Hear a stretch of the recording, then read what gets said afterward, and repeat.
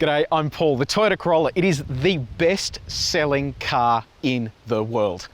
Unbelievable, isn't it? They've sold almost 50 million Toyota Corollas since it was launched in the 60s. That means they have sold as many Corollas as there are people in Colombia.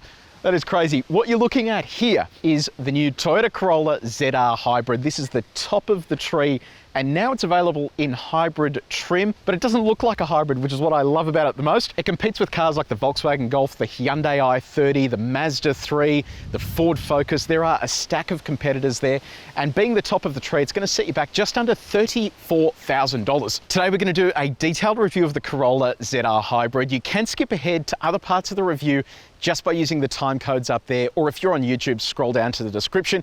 If you haven't done so already, please hit the subscribe button and also press the bell icon so you can find out every single time we publish a new car review. Let's talk exterior. I didn't think in my career as a motoring journalist I would ever say that a Corolla actually looks good, but I think the Corolla actually looks good. Have a look at this. It is edgy AF. It's got lights everywhere, it's got angles, it is everything you wouldn't expect from a Toyota. Now, if you have seen our other reviews of hybrid Toyotas, such as the RAV4 hybrid, you can see that review by clicking up there. You'll know that Toyota's logos, if they have blue in them, that means you're driving a hybrid car. So whenever you spot that, you know, this is the hybrid model. I quite like the way that they've got a big grille down here to let all the air in. We have kind of ugly number plates fitted to this car, but you can imagine with a set of slimline plates, this would actually look quite sophisticated. I do like this red color as well. Really gives this car a mature and sporty feel, but still applies to a lot of people. I can see young people driving this and cooler, older people as well. LED headlights with LED daytime running lights are slotted into there. If you come around to the side here, 18-inch alloy wheels on the ZR hybrid. I'll be keen to see with such a low profile whether this actually rides well. Toyota's on the new TNGA platform, which is just a name for the platform they're using across a range of cars now. Actually ride really nicely, but I wonder whether this is going to affect the way this feels. Another hybrid badge there, just in case you forget. And have a look at this, a two-tone roof is now available. So offsetting that red, you've got the black that runs across the roof, but I hope that doesn't peel. It looks like it's a wrap of some sort, and it kind of looks like it's got an edge on it, which probably isn't going to be a good thing. Black wing mirrors with indicator built into them. And if you whip around to the back here, you've got more hybrid badge, more LED lights, and an interesting looking rump. It's got a bit of a round end on it. So, oh, hold on, I've just noticed something. Don't put exhaust pipes on this car. It doesn't need them. So imagine that was just red. That would be perfectly fine. You don't need to have fake exhaust pipes, Toyota. Welcome to the Corolla's interior, and if you're still awake, Toyota has done a good job here, because the previous generation Corolla was so damn boring inside that it just sent you to sleep. This is looking a whole lot better, although I'm not a fan of piano black, and I can see a lot of it around here. Have a look at this. I mean, the reason I'm not a fan of it is it marks so easily. It scratches. You just have to touch it and it's scratched for life. It is really just a material that I wish they would stop using inside cars. But put that to one side. It's a good looking interior and dashboard. It feels soft to the touch, but we now have a tool that can tell us if it is or not. If you've seen our other videos, you would have seen me use this before. It's a durometer. It measures softness or hardness from a scale of 0 to 100, where 0 is super soft and 100 is super hard. Just like my muscles. Let's see what it's like on the dashboard there. Wow, that's pretty impressive. 52, let's check this center console. That is amazing, that's in the 30s. That's seriously impressive. What about build quality? Well, this is pretty flexible, unlike me. Have a look at that. That's not great. That whole center console is moving. That's a little bit gross. Toyotas are known for their build quality, reliability, and all that kind of thing, but seems like it is slipping a little bit here, or that isn't secure, something. But anyway, that's not a very good look at all. Let's talk infotainment. Just like the Corolla's styling, Toyota has finally got with the modern age when it comes to technology. This new unit is 8 inches. It's now common across a lot of Toyota's products. We have an in-depth, detailed review of this infotainment system. You can see that by clicking up there, but today I'll walk you through just some of the basics. This is the home screen. It's divided into 3 sections. I'll run you through the map. You can manually manipulate that map. It zooms in and out pretty quickly as well, so it looks like it's got a bit of processor grunt behind it. I'll then show you the extra menus you can go through. Audio, you have FM, AM, DAB plus digital radio. You can stream through your phone or another USB connected device or Bluetooth. I'll show you what Apple CarPlay and Android Auto looks like. That now comes standard with Corolla. It's a good integration. It takes up the entire screen, flips through the screens very easily. Jasmine Ray. I don't know what the hell that is. I think my wife's been putting some music on my phone. Back to the main menu here. You have other apps available with the Toyota Infotainment system. Don't bother using any of them. If you look them up on the Google Play Store or the Apple Store, they all have really low ratings. They're tricky to use and almost entirely redundant when you do have smartphone mirroring built into the car. The only other thing I'll point out here is the hybrid information you can see under the car details. This shows you where all the power is coming from within the hybrid system. And when we go for a drive, I'll show you how all of this works. But one of the other great features here is the trip history. Shows you your best consumption in the past and also how you've been performing in terms of fuel consumption during your recent trips. What about the other features that you're getting with the car? We'll talk safety first. Autonomous emergency braking that works at city speeds, detects pedestrians and cyclists as well. You get blind spot monitoring, a lane keeping assistant, rear cross traffic alert, and the AEB, which is the tech that stops the car if you don't, works in forward and reverse. So if you're going to whack into something while you're reversing, it will stop the car dead before you hit anything. That includes pedestrians as well. Jump down here, we have dual zone climate control, and I thought I might point this out as well. There's a function that allows you to stop cooling to the rear of the car. This is really handy for cars like hybrids because it stops your energy consumption increasing. There's also an eco heat and cool mode. And then of course you can set the zones for the passenger and also the driver. Jump down one more level, you have wireless phone charging. We'll see if that fits my big phone. Oh, look at that, fits nice and snug. You have heated seats for the driver and front passenger, electric seat adjustment for the driver, radar cruise control for when you're out on the open road, front and rear parking sensors, and an auto-dimming rear vision mirror. If we jump down a little bit further, you have a full EV mode, so you can drive the car in EV only. We'll talk about that later on when we're driving. You have drive modes you can pick from, an electric park brake, and then let me show you the key. This is what the key looks like. Has lock and unlock, and then on the back you have the Toyota logo. Remember, the blue means it is a hybrid, and it tells you it's a Corolla, just in case you've forgotten. That sits in your pocket. It's a proximity entry key for opening the doors and also for starting the car. Let's talk practicality, and we'll start with storage. You know your phone can go there, but what about bottles? There's two cup holders up the front here that fits in snugly. Bottle can also go inside the door, and there's extra storage around the bin there. Center console, it is pretty small, which is setting a theme for this car. You do have a 12 volt outlet and a USB point there, plus another USB point here. And the glove box, it's actually pretty generous. That's not too bad. Once you've got the manual in there, there's still room to put bits and pieces. What about comfort? Yeah, these seats are nice. I like the driving position, but check the seats out. They look sporty. I really like all this highlight stuff and this suede Alcantara business and the perforations. Looks like a very sporty car, and I'm keen to see whether it drives as sporty as those seats look. Holy moly, legroom in the back here is terrible.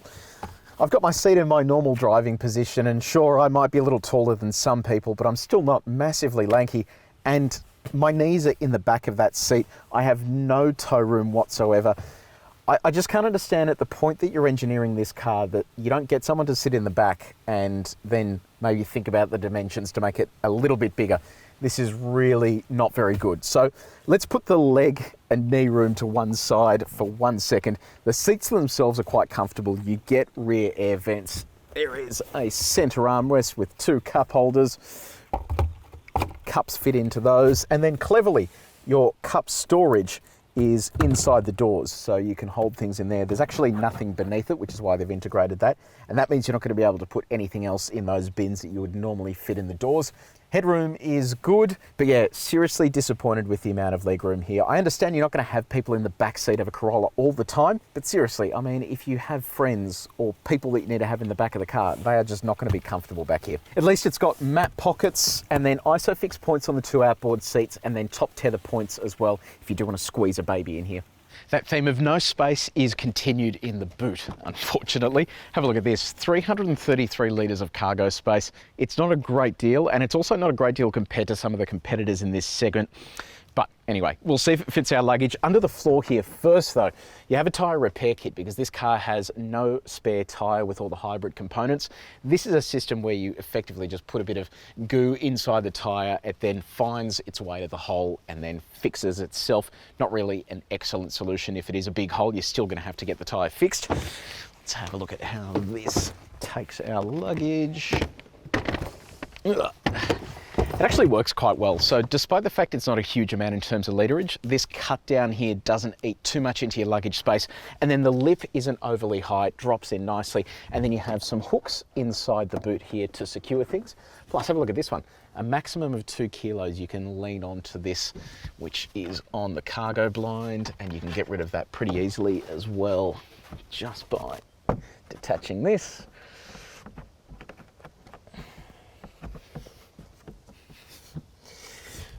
Just by detaching this. And you're going to have to leave that at home because it doesn't really go anywhere else. And if you do need more room, you can drop the second row as well. The clips are on the back of the seat. And there you go. You have a little bit more room if the 333 litres isn't enough.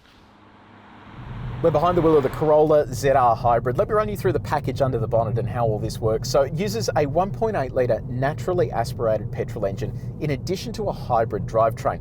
The hybrid drivetrain is powered by a 1.3 kilowatt hour battery that sits under the back seat over there. To put that into context, something like a Tesla Model 3 is around 75, 79 kilowatt hours. So it's about a 70th of something you'd find in a full electric car. In terms of power and torque from the internal combustion engine, it's 72 kilowatts of power and 142 newton meters of torque. Pretty typical from a 1.8 litre 4-cylinder naturally aspirated petrol engine. It's then backed up by an electric motor that produces 53 kilowatts of power and 163 newton meters of torque. Both of those combine to produce 90 kilowatts of power in total. What does that all mean? Well, you can click up here to see our Ioniq plug-in hybrid review where I explain how combining power figures between an internal combustion engine and an electric motor kind of all comes together. That all combines to give you a fuel economy of 4.2 litres per 100 kilometres. That's really good for a hybrid and better than other cars in this segment because they don't really have the advantage of the hybrid system. In terms of what we've been achieving, it's around mid 5 litres per 100 kilometres. So it is fairly realistic, the claim that Toyota gives. Let's talk about ride for a second. TNGA, that's the platform that this car sits on. It's shared with other Toyota products. Toyota has fitted this car with an independent rear suspension setup. Some other cars in this segment use a torsion beam, so this gives you a bit more control over the rear. The entire package is excellent. This is one of the best riding cars in this segment. Even on 18-inch alloy wheels, it is soaking up everything we throw at it. So big tick for ride and handling for Corolla. There is a nifty feature built into this car and it's the camera up here. It's able to detect road signs as you pass them and then it reminds you what the speed limit is. It works pretty well, but the problem is that on the nav screen, this picks up road speed signs from the navigation, whereas this one picks it up from what it sees in front of you. So sometimes you have conflict where the speed is actually different to what it is. So from that point of view, it's not a very good system. Turning circle comes in at 11.4 meters. Kind of big for a hatchback. I would have thought it'd be a little tighter than that, but that kind of gives you an idea of all the equipment you have under the front there that's preventing the wheels from making a full turn. Visibility out the cabin is great. Front, I can see everything. I've got the heads-up display in front of me there that shows me when I transition from eco mode into power mode. That's when the whole combination comes to life. Visibility out the side is okay. The wing mirrors aren't overly big, but they are big enough for this little car. I have blind spot monitors there that monitor everything around the side of the car. There is not a huge amount of visibility out the back though, and that's because the window is quite narrow. Let's talk about how quiet it is in the cabin. You get a little bit of noise from those 18-inch alloy wheels. The tyres transmit a bit of road noise into the cabin. And then if you go into EV mode, it's dead silent because the engine is completely switched off. But if you jump on the throttle, there's a bit of a racket inside the cabin. So while it is responsive when you've got the slipper in it, it is a little bit noisy in here. Okay, RIP my credibility with you guys. I actually like this car. I never thought I'd be telling you about how much I like a Toyota Corolla, especially a hybrid one. It's really fun to drive. The ride is great. And it's just, I don't know, it's just engaging, which you never thought you'd say about a Corolla. It gets my big tick of approval, and it sets itself apart from other cars in this segment because no one else really offers independent rear suspension that makes the car handle nicely, incredible fuel efficiency, and then just an engaging drive thrown in with it all. You don't have to spend mega bucks to be driving a car that is fun sometimes, but practical the rest of the times. Now, I did lie a little bit there on practicality because there is next to no rear legroom. The boot is incredibly tiny as well. So don't get this if you need to transport bigger people around in the second row or if you need to put lots of stuff in the boot. But for everything outside of that, it presents excellent value for money, and the efficiency means you're never going to be paying for fuel. Let me know if I'm crazy. Have you driven the new Corolla or any of the new Toyota products on the TNGA platform? Let me know in the comments below. I'd also love to get your feedback on the videos, whether you're enjoying them or not. If you have enjoyed this one, press the like button, follow it up with a subscribe, and also then press the bell icon as well so you know every single time we publish something new. But until next time, drive safely.